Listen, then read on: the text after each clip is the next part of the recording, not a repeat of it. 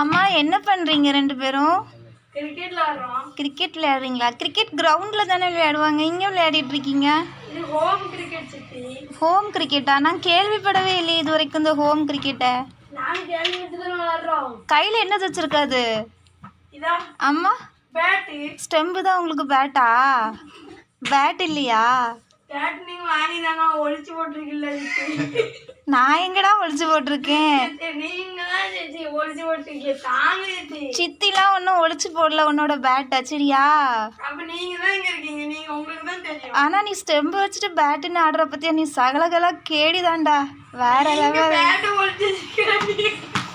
நான் பேட் ஒளிச்சு வைக்கல. சரி ஒரு பால் போடு, அவன் அடிக்கட்டும், எப்படி அடிக்கிறான்னு பார்ப்போம்.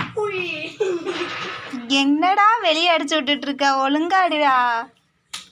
ஓ பந்து வருது லோகேஷ். பந்து எடுத்து கொடு, போ லோகேஷ் போ.